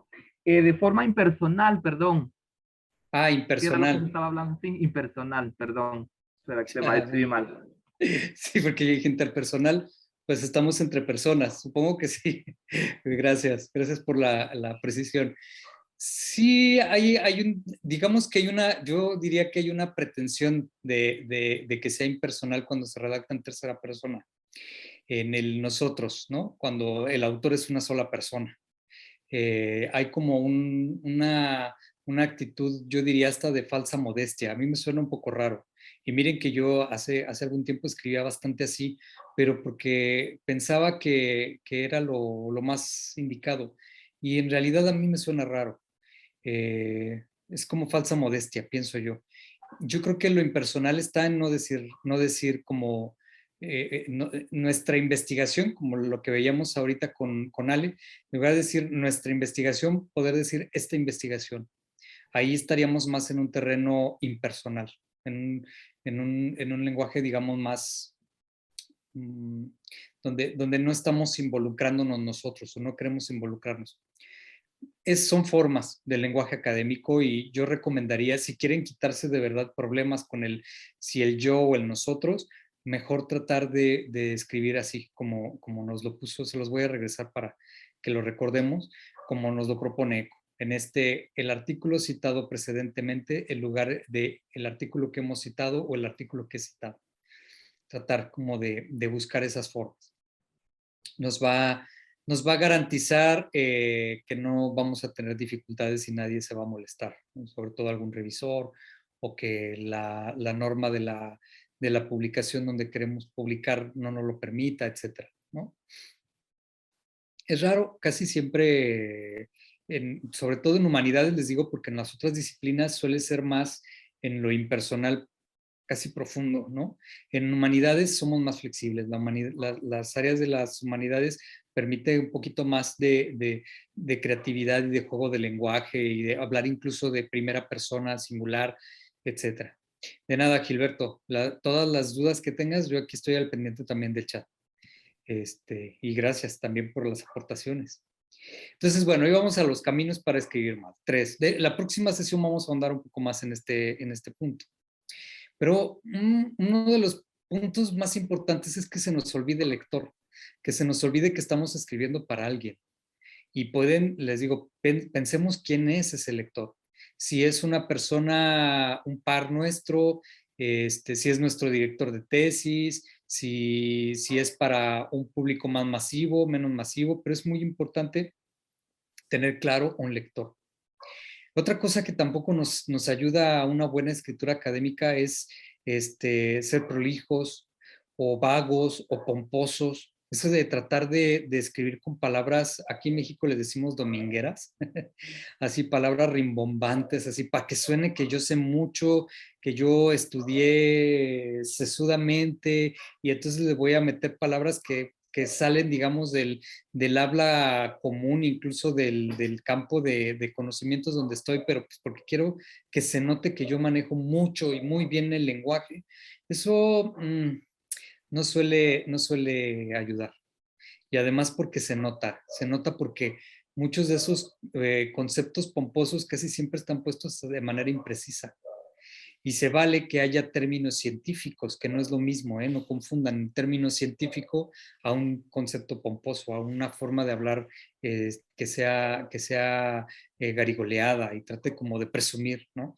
No es lo mismo. Aprendamos también a distinguir conceptos propios de la disciplina que son necesarios y que son precisos y que son técnicos, a otros que en realidad están puestos nada más por presumir. Dice Nelson, pero si es del área de la lingüística, creo que sí es necesario. No sé qué es necesario, Nelson. ¿Quieres comentárnoslo en el micrófono? Sí, buenas noches para todos. De pronto usar una terminología más adaptada a la situación, ¿verdad? Porque hay muchísima terminología en la parte de la lingüística y pues a veces es necesario, cuando hablaban de buscar un diccionario, de enriquecer esa calidad de ese documento usando pues vocabulario que no sea tan básico, que no sea el que usa uno siempre en un discurso oral, sino más en un discurso escrito. Sí, totalmente. Gracias, Nelson. Y bueno, pues nada mejor que un lingüista, ¿no? Es decir, que el lingüista, una de las obligaciones que va a tener a la hora de exponer es ser el preciso de los precisos del lenguaje. Es decir, pero cuando hablamos de pomposo, por eso hacía yo la aclaratoria, son con palabras, no decir conceptos, palabras que están puestas ahí, pero nada más por presumir, incluso en la lingüística. Es decir, más en la lingüística, de hecho, creo yo, donde tendrían que ser las palabras precisas. Claro, si las palabras no nos resultan al resto de los mortales muy comunes, esa es otra cosa, porque también estamos hablando de un nivel de lenguaje especializado en todas las disciplinas y hay un tipo y un nivel de lenguaje y un tipo de tecnicismo y un nivel de tecnicismo que es necesario, porque estamos hablando de un lenguaje preciso, ¿no? Pero eso sí, no solo es válido, sino es necesario en un artículo académico. Otro de los errores que cometemos comúnmente es no revisar, que los había dicho antes, no revisar. O sea, hay que revisar siempre lo que escribimos, siempre, siempre, siempre, siempre. Dice, algunos ejemplos puede ser como inefable u ofiuco. La palabra ofiuco no la conozco, sinceramente. Pues más bien va a depender, no es la palabra, no hay que tener prejuicios sobre las palabras. No es la palabra la que está mal, sino que sea una palabra que esté puesta en un contexto distinto del que necesitaría ser. O sea, y más que nada es la actitud de quien escribe. Es la actitud de voy a escribir con palabras muy elevadas, pero fuera del campo de la disciplina, para que la gente vea que yo sí sé, que yo sí sé escribir y que mi nivel de lectura y de escritura es superior al resto, no importa que sean mis pares. Es una actitud. Y esa es digamos, la que no nos viene bien. Por supuesto, palabras mal empleadas, exacto.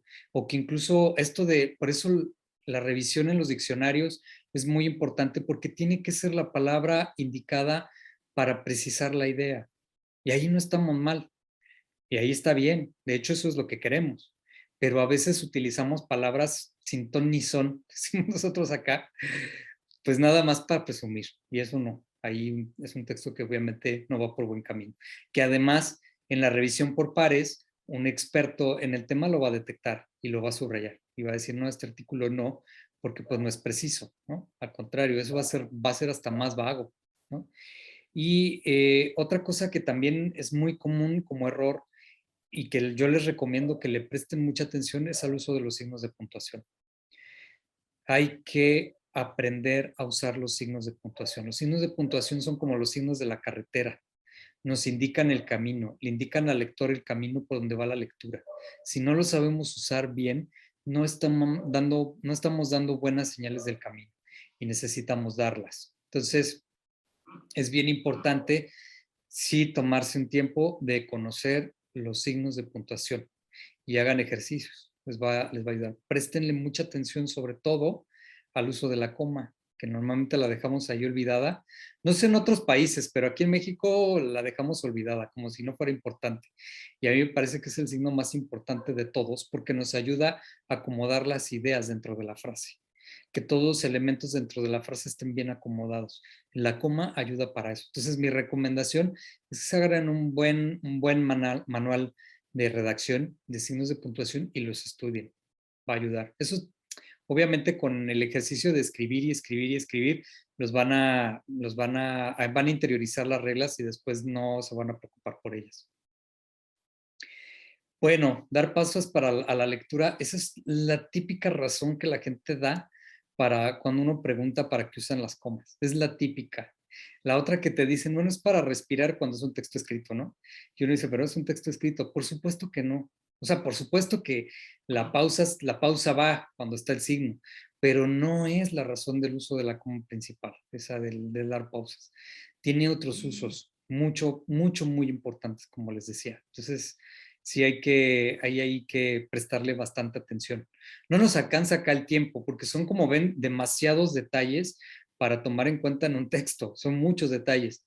Aquí estamos como en una fase introductoria y sobre todo para que ustedes vayan teniendo caminos por donde irse para mejorar su escritura, que esa es la intención, ¿sí? Bueno, como decía alguien, y aquí nos lo dice este autor que se llama Robert Guy, dice, un artículo científico publicado resulta inútil si no es recibido y entendido por el público al que se destina. Perdón, ahí hay una errata mía. Un experimento científico no está completo hasta que sus resultados sean publicados y entendido. Y entendido significa que esté bien escrito, que se pueda comunicar.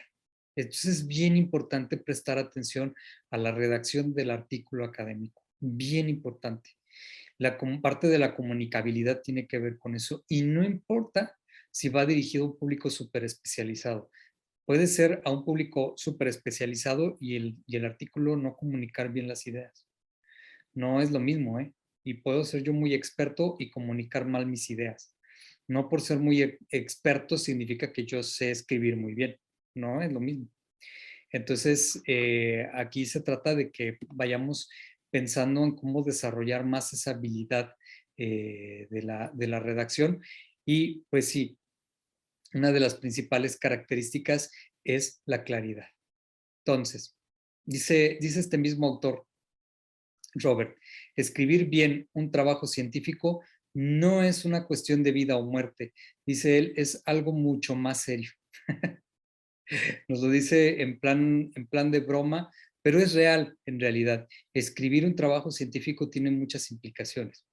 Pensemos, a ver, voy a abrir el micrófono ahora a ustedes. ¿Qué implicaciones creen que tenga para la vida de las personas, para la vida académica, un trabajo científico?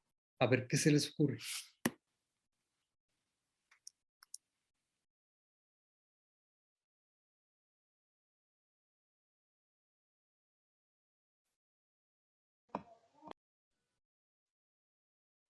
No sé si mi opinión sea un poco importante, pero desde mi punto de vista es más bien reafirmar un hecho, un conocimiento de un fenómeno que puede cambiar el sentido en el entender los fenómenos que lo rodean en a la vida cotidiana, ¿no? Esto, siendo serios en el área de biológicas. Yo creo que lo mismo también, la importancia de un texto científico y que se entienda y que comprendan esos hechos en el caso de los fenómenos sociales, ¿no? Un texto científico llevaría a darle explicación el por qué es que esa sociedad está en ese momento específico, de acuerdo a lo que ha ocurrido en las interacciones de XY sociedad, ¿no? Sí, Yo pienso transforma, sí. Yo pienso también que una de las implicaciones grandes que tendrían, por ejemplo, una investigación que sea la base para tomar una decisión y el resultado de esa decisión, de esa investigación, esa decisión pues sea dañina. Por ejemplo, en el caso de la alimentación y la nutrición, que es mi campo, Si yo no tengo cuidado, si no es una investigación seria, puede llevar a causar otros daños, esos resultados que estoy planteando, otros daños a poblaciones en general, pues, o sea que, que no va a contribuir al fin al cual yo realmente estoy enfocando el estudio, o sea que es algo muy serio. Puedo afectar la vida de alguien, ¿no? Sí, sí, sí, Con sí, una exactamente. investigación. Sí, sí, sí. Sí. ¿Por qué otra razón más? A ver, quienes están ahí, que solo nos escuchan. Pueden dar ideas también en el chat. Buenas noches. Sí, a mí me parece que muy graciosa la frase, muy interesante, porque sí, es cierto que, bueno, en vida uno hace muchas cosas, pero realmente cuando uno fallece y uno escribe un artículo es lo único que va a quedar por siempre, al menos durante mucho tiempo, y pues se supone que si va a quedar algo publicado debe ser de excelente calidad, debe ser, tanto como lo dicen los compañeros, la información tiene que ser precisa y la escritura desde la parte de la redacción pues también tiene que ser de un alto nivel para que pues eso que vamos a dejar nosotros quede digamos por, así como dicen, inmortalizado, ¿no? Porque uno escribe para otros precisamente para inmortalizar, que si se fue uno de esta vida, quedó su trabajo escrito, quedó para muchas otras personas que les interese el tema.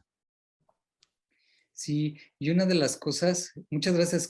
¿Cómo te llamas? Nelson Fernández. Nelson, perdona, es que de repente solo me deja ver a quienes tienen la cámara prendida. Entonces, no me entero muy bien de los nombres cuando no está la cámara prendida. Gracias, Nelson. Una de las cosas importantes con los trabajos científicos es que lo ideal es que sirvan de base para otras investigaciones. Entonces se vuelve demasiado serio por eso. Y pueden llegar incluso a transformar, investigaciones que han llegado a transformar la historia de la humanidad, ¿no? Entonces es bien importante el trabajo que hacemos y cómo comunicar lo que hacemos, cómo poner en escrito lo que hemos hallado. Esa es una cosa bien importante. Tienes la mano levantada, ¿verdad, Ale? Sí, exactamente. Bueno, no sé, complementando un poco de lo que se ha dicho ahorita, creo que yo también que es importante el hecho de comunicar los resultados y que saber redactar o saber escribirlo en, en la forma en la que, de tipo científico, vaya, también sirve para poder dar a conocer ese punto de vista y ese punto en el que interpretó el investigador sus resultados, porque él puede tener una interpretación, ¿no? Y que eso se lo va a hacer comunicar a la comunidad científica. Sin embargo, debe de quedar claro que ese es el punto de vista de ese investigador, pero puede existir alguien que dé una interpretación completamente diferente, pero porque él tenga otras ideas, otro contexto, o sea, de otra área diferente, y precisamente como ya se comentó aquí en el gremio, puede dar pautas a otras investigaciones y investigaciones que contrapongan o contravengan con lo que ya ese investigador propuso, ¿no? Yo creo que ese es mi punto de vista, de que también tiene que quedar bien claro cuál es el punto de vista de ese investigador y no puede ser completamente diferente al resto del gremio, ¿no? Sí, una de las cosas que es muy importante en la escritura académica es que debe dejar poco margen a la interpretación. También va a depender del campo, ¿eh? Estamos hablando aquí en términos muy generales. Hay campos donde se vale más la interpretación y otros menos, pero se trata justamente de que sea un trabajo de precisión. Por eso no tener un lenguaje garigoleado, ¿no? Demasiado adornado, sino más bien un lenguaje moderado y usar las palabras precisas, técnicas, de acuerdo a cada una de las disciplinas. Pero de ahí tenemos que conocer muy bien qué significa el término que estemos empleando para poder ser precisos, ¿no? Ese es un requisito bien importante. Dice Fátima aquí, lo publicado debe tener muy claro el contexto, la metodología y el procedimiento para que se contextualicen los resultados. Y eso es absolutamente cierto, Fátima. Las investigaciones también son producto de su época y de su contexto.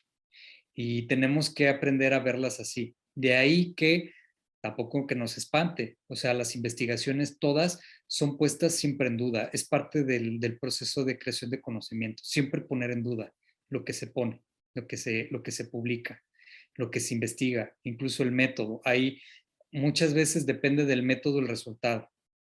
Según el método que empleemos va a ser el resultado de determinada investigación. Pero el fin de toda investigación es que se cuestione y que se cuestione a sí misma. Es decir, uno como investigador también se va cuestionando a sí mismo sobre lo que publica. Alguien decía, es que luego cuando yo publico y luego veo lo que escribí ya no me gustó tanto. A mí eso me parece una de las actitudes más sanas de cualquier escritor, y sobre todo en las áreas académicas. Significa que hemos crecido en nuestro lenguaje y en nuestra capacidad de comunicar y en nuestra capacidad de informar. De ahí, este segundo consejo que nos dan, que es escribir mucho y corregir después, es bien importante. Son fases de escribir. Ahí, yo no sé cuáles son sus métodos de escritura. Antes de ahondar un poquito en este segundo punto, me gustaría que alguien nos contara cuál es su método de escritura. ¿Cómo escriben? ¿Cómo lo hacen? A ver, ¿quién dice yo? No los vamos a criticar aquí, ¿eh? Nada. De aquí no pasa nada de lo que digamos. Pero ¿quién quiere compartirnos un poco cómo escriben? A ver, Nidia, mucho gusto, Nidia. Hola, buenas noches a todos. Creo que el método de escritura, tal vez en mi caso, y puede ser que coincida con el de alguno de ustedes, ha ido cambiando a lo largo del tiempo. Tomo esa palabra que usted decía, que cuando uno lee su tesis de grado, de licenciatura, y luego su tesis de maestría y la tesis de doctorado, uno puede ir evidenciando cómo ha ido evolucionando o cambiando su método de escritura.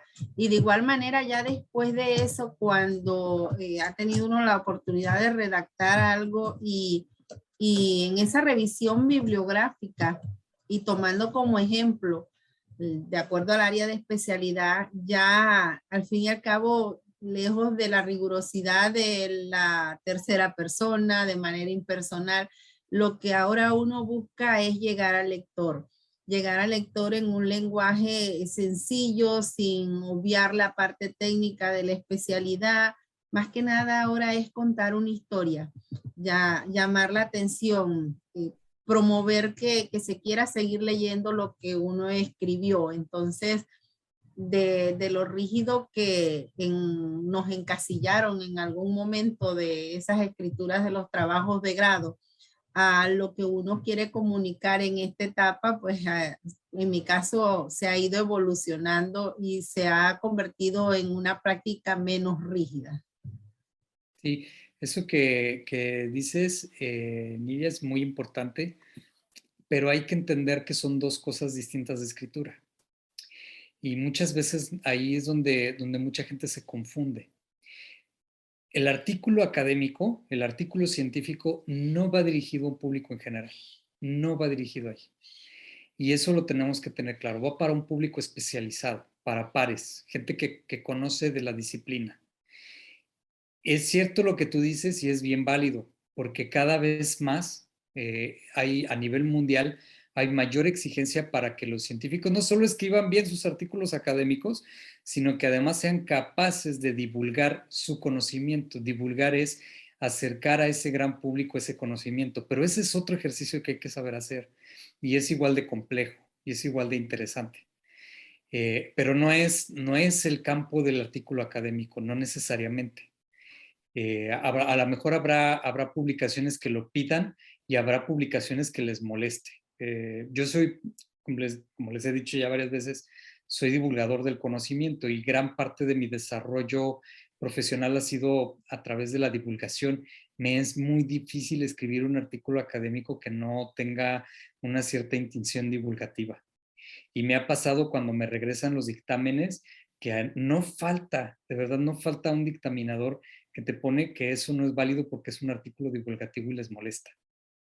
Entonces tenemos nosotros que saber, por eso les digo, cuando vayan a publicar, revisen bien las revistas, los medios, para que no se equivoquen, porque se los van a rechazar. Y si uno lo ve y ve que el lenguaje es más bien más rígido, digamos, en esa publicación, tratar de escribir el artículo apegado al lenguaje de la revista. Si ven que de repente hay más flexibilidad en el lenguaje, entonces saben que pueden tener esta actitud más divulgativa y lo van a aceptar, pero no todas las revistas lo aceptan. Eso es porque también hay razones, son válidas, porque se busca la rigurosidad y la precisión, ¿no? Y pues bueno, ahí les digo, depende de cada una de las revistas. ¿Sí? Gracias, Nidia. Y Marcelo, tienes levantada la mano. Sí, bueno, en mi caso, por ejemplo, para poder empezar a escribir, yo necesito un espacio en el cual no solo tenga mi computador y nada más, ni siquiera música ni nada. Me gusta mucho escribir sobre todo lo que se me venga a la mente.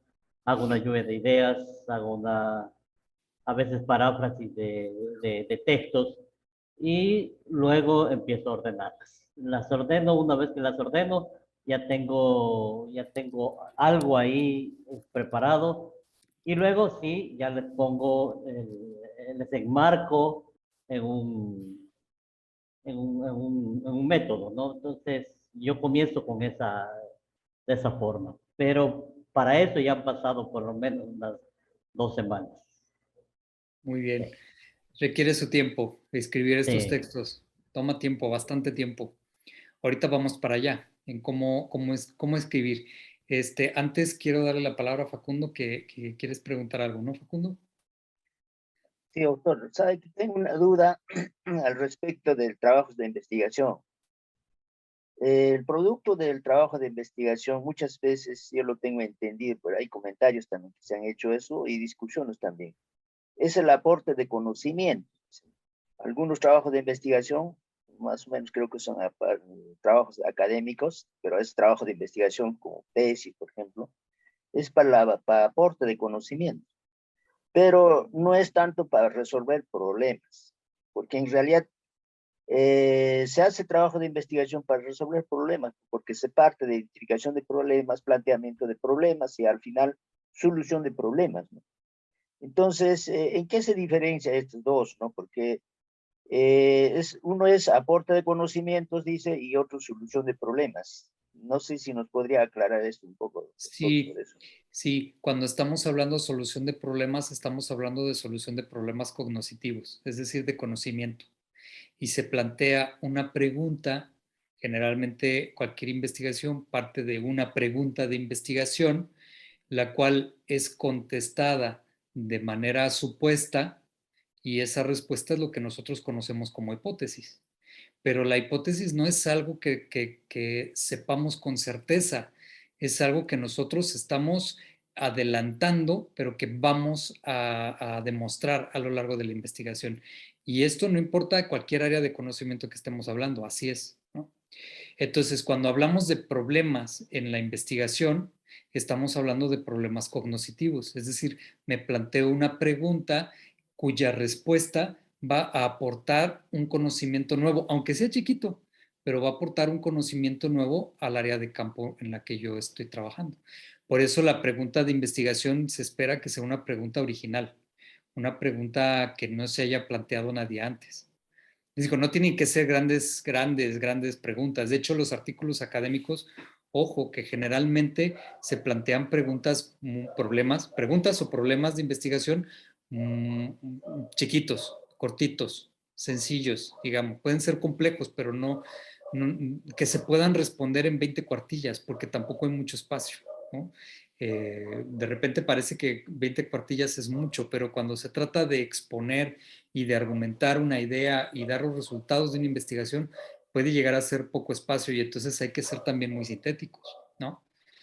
No sé si te contesté, Facundo. Sí, doctor, gracias, doctor. No, gracias a ti. Y bueno, no sé si podría sí. aprovechar también, doctor, sabe que cuando se hace construcción, digamos, de texto, ya sea una tesis, un artículo.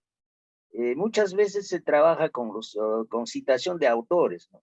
En donde se tiene que extirpar un párrafo de un autor para luego insertarlo para construir el texto, ¿no? Ya sea un libro, podría ser una tesis, todo eso, pero al final eso se va a tener que utilizar en la parte de discusiones, ¿no? Entonces, todo es una técnica de cómo extirpar un párrafo de un libro, de un artículo, para poder insertarlo para construcción de un texto. Y para construcción de un texto en sí, pues, tiene que haber cierta coherencia y nexo, ¿no? Porque esto es un arte, ¿no?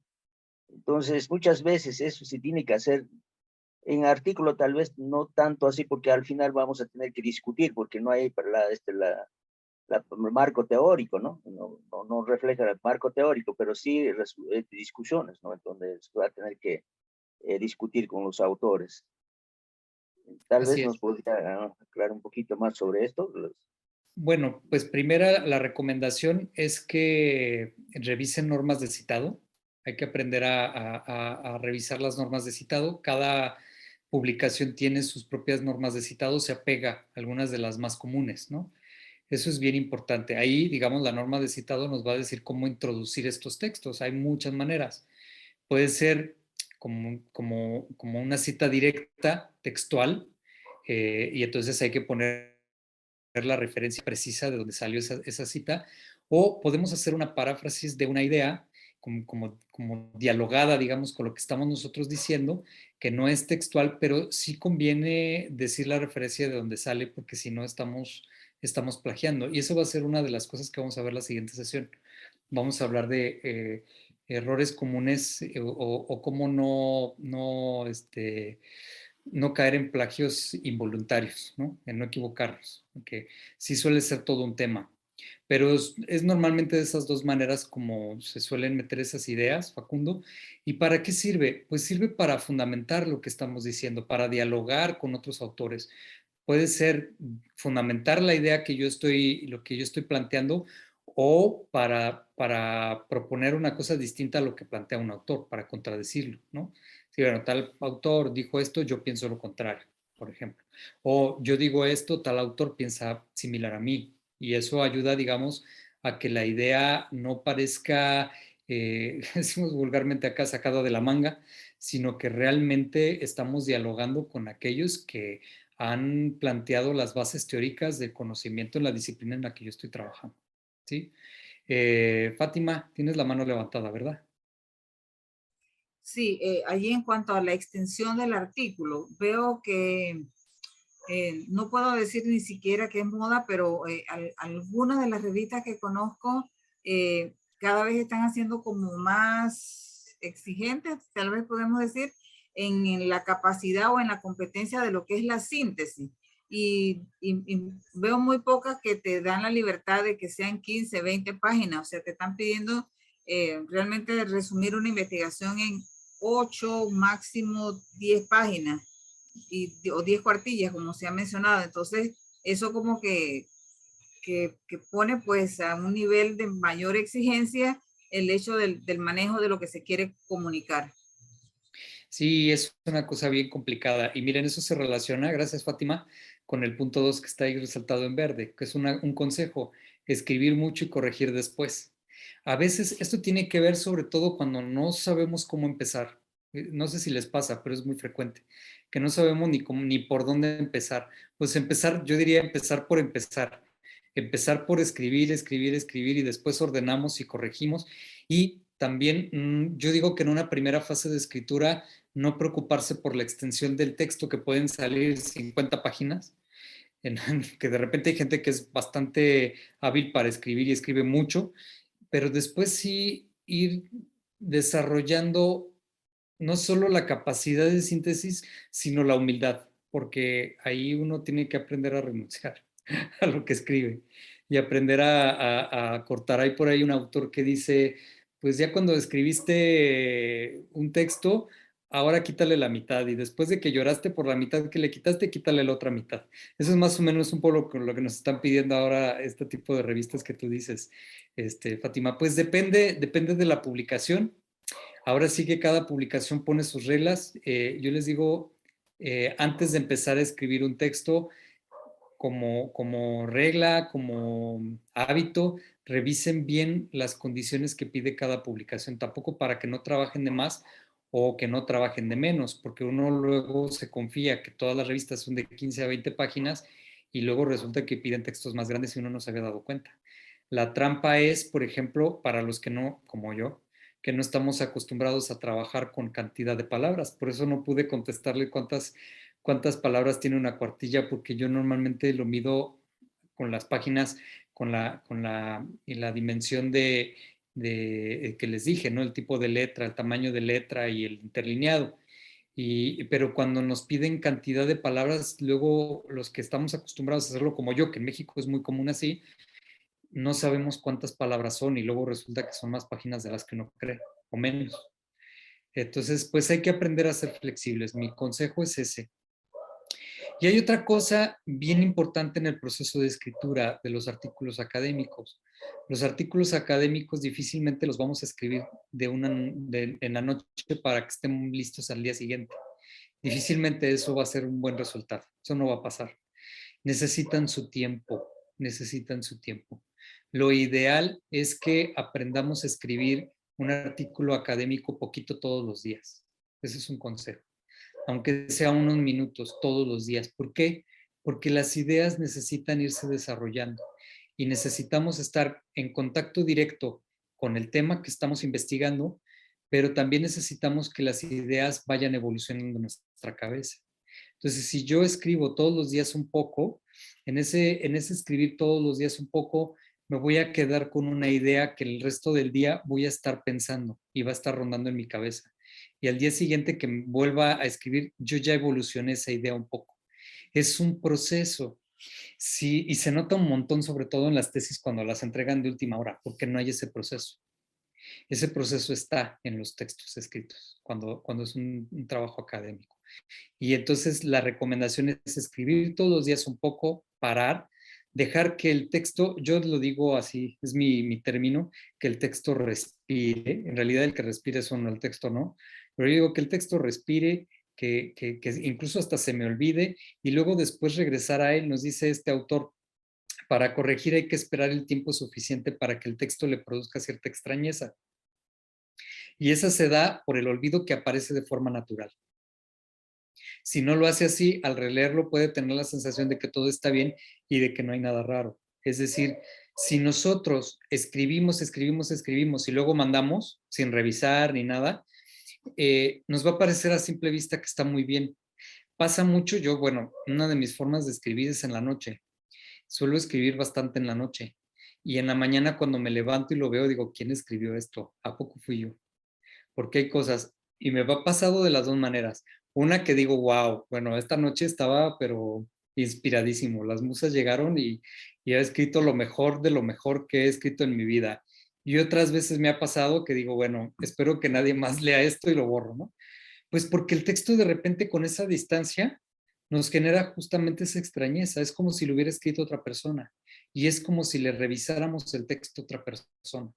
Y esa es una de las mejores recomendaciones que pueden tener para sus escritos. Ser ustedes sus propios críticos de lo que escriben. Y de repente tener una fase en la que están escribiendo de verlo con sospecha y hasta con duda. ¿Estará bien escrito? ¿Lo escribió bien? O, a ver, ¿no? Como si dan clases, pues si fuera uno de sus alumnos. Y de verdad, cuando uno se desprende de eso, uno puede detectar muchos de los errores frecuentes también. Y al detectarlos, evidentemente, los van a repetir menos. Y la otra es que cuando uno lo deja descansar y regresa tiempo después a ese texto, también las ideas le van a decir a uno cosas distintas y uno puede evolucionarla. De otra manera, cuando uno está atorado, ¿se acuerdan de este escritor que está bloqueado? Porque ahí viene el bloqueo. Cuando no dejamos estas pausas, de repente ya no sabemos qué más decir del tema. Es el momento de parar. Mi recomendación es que no nos saturemos escribiendo cosas, que le demos un tiempo, le destinemos un tiempo todos los días a ese escrito y después hacer la vida cotidiana. Y tomarse el tiempo de dormir, de descansar, de distraerse, de ir al cine, de leer otras cosas, porque eso va a relajar la mente. Y una mente relajada no solo va a escribir mejor, sino que va a escribir más rápido, paradójicamente.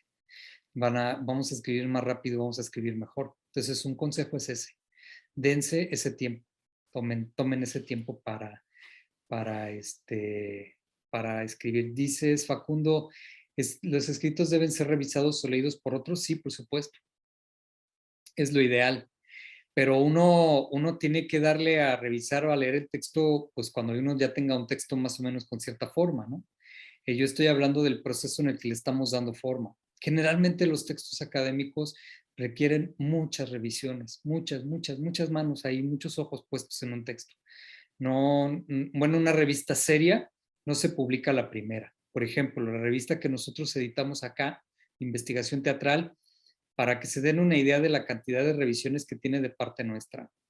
Llega el texto, lo revisamos 1 o 2 veces para ver que cumpla con los requisitos que nosotros estamos pidiendo en la convocatoria, es decir, que cumpla con los requisitos editoriales de la revista.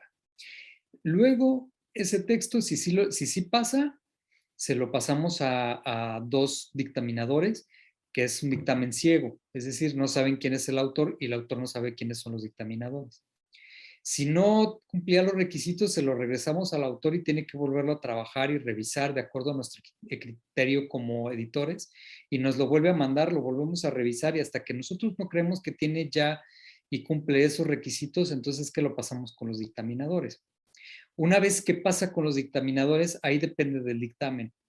Si el dictamen dice que tiene pocas correcciones, se la pasamos al autor, el autor las hace, revisamos nosotros como editores que las haya hecho y entonces empieza el proceso ya de edición del texto.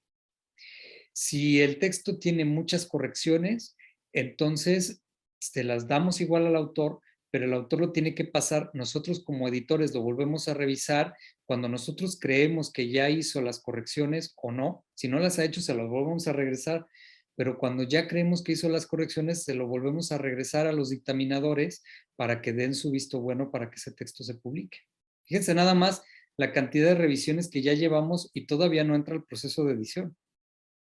Después, cuando ya entra el proceso de edición, nosotros lo que hacemos es que pasa por un corrector de estilo y luego todo el equipo editorial, que somos 5 personas, revisamos ese texto después de que lo corrigió el corrector de estilo para revisar que no tenga ninguna errata.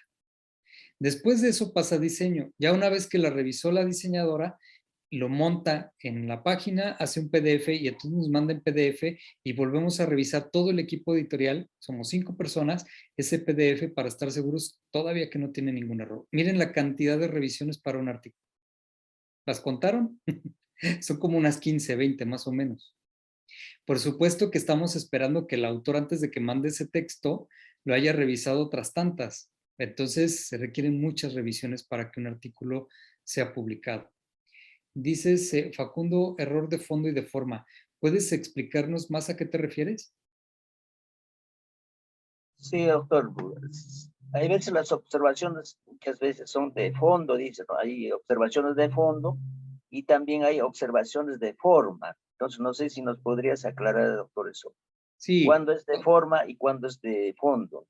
Cuando estamos hablando de forma, son cuestiones muy técnicas. El citado, la redacción, la ortografía, ¿no? Ese tipo de cuestiones técnicas. Cuando es de fondo, tiene que ver con ideas, tiene que ver con la explicación, con la argumentación, tiene que ver con el uso de conceptos, tiene que ver con el uso de autores, tiene que ver con la estructura del artículo en sí. Esa es la diferencia entre uno y otro. O sentido y forma, como dices, Nelson. No sé si quieres ahondar un poquito más en lo que nos pones ahí en el chat.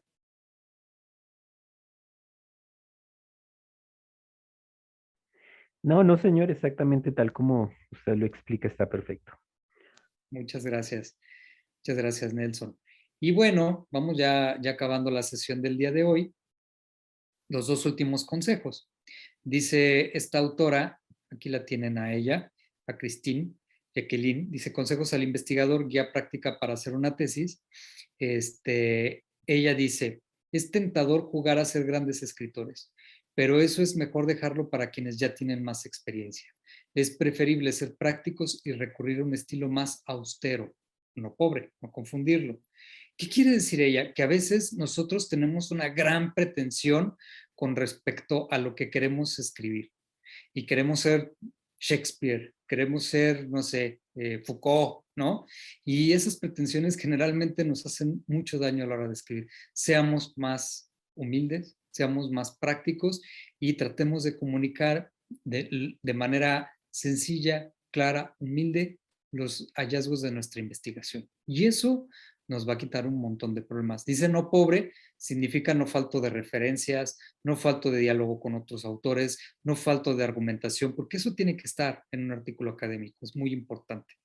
Pero no tengamos esas grandes pretensiones porque nos van a frustrar y entonces nos vamos a convertir en escritores estancados, ¿no? Paralizados.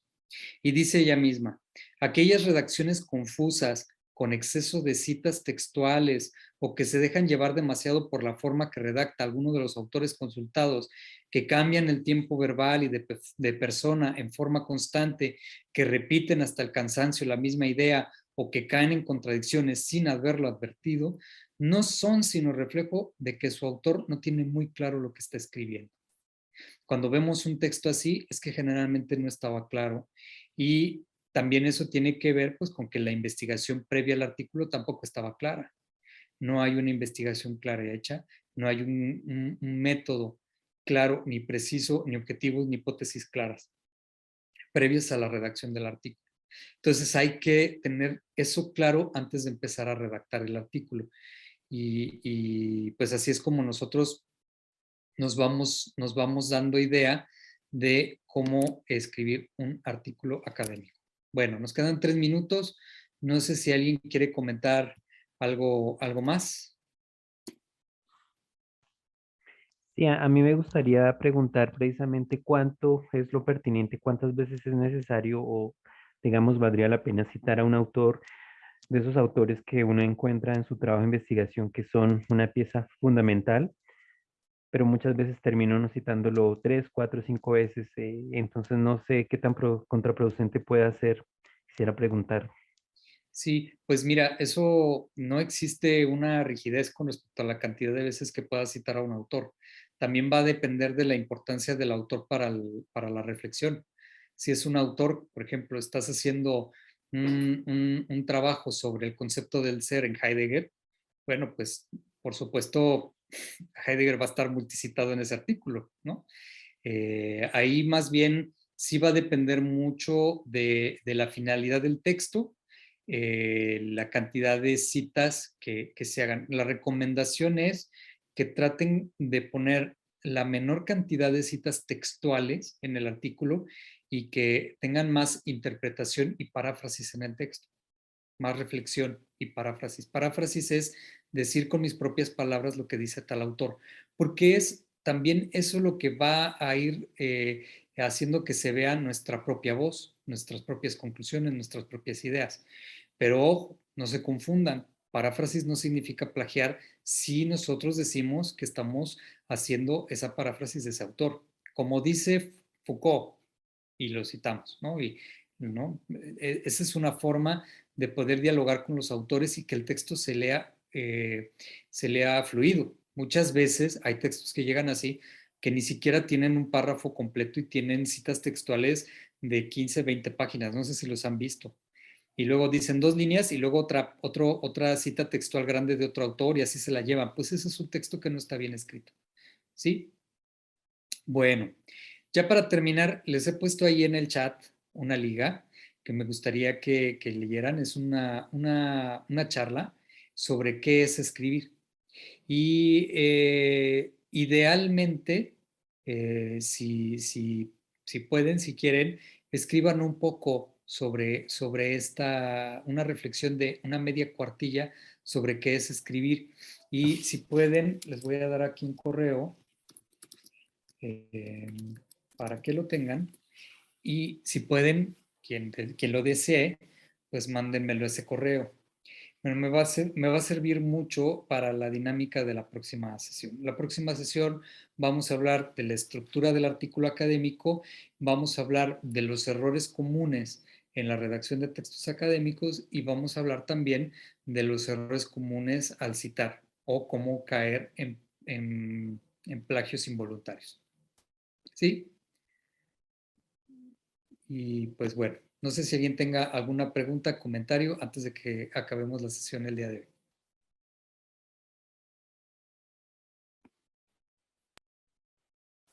No, bueno, Yo tengo la una próxima, última pregunta, discúlpeme. Es sí, precisamente con esto de la reacción, a veces cuando se parafrasea, pues tengo entendido que cuando se presenta un artículo, las revistas lo pasan por un detector de plagio o de originalidad, no recuerdo cómo es.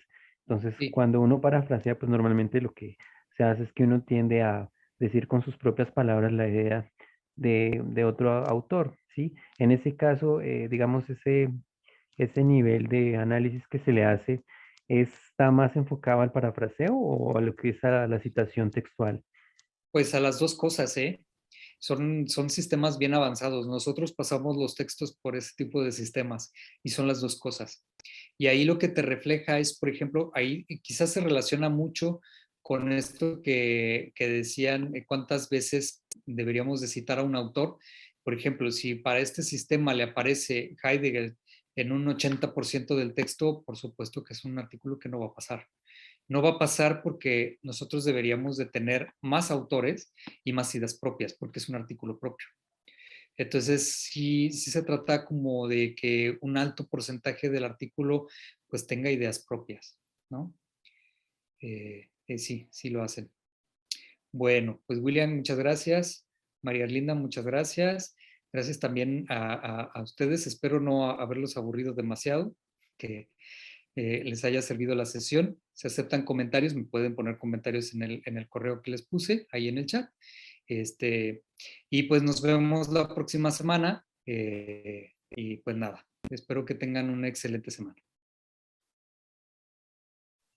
Muy buenas noches. Bendiciones. Muy bien, buenas noches, más Buenas noches para los que noches. están más hacia el sur. Muy buenas Feliz noche noches. para todos. Igual, Buenas nos noches, muchas vemos. gracias. Gracias, descansen. Nos vemos el próximo miércoles.